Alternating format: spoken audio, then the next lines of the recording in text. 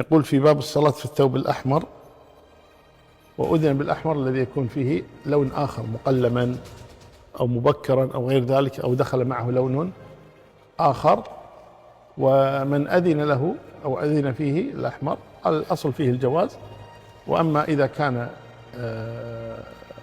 أحمر كله فهنا منع منه. يقول في باب الصلاة في الثوب الأحمر: خرج النبي صلى الله عليه وسلم في حلة حمراء، فهل في هذا داعي لبس الأحمر أو مكروه؟ ذكر أهل العلم أن اللبس الأحمر كان مكروها لسببين: السبب الأول أنه من لباس النساء، السبب الثاني من لباس الكفار، فكره لأجل ذلك.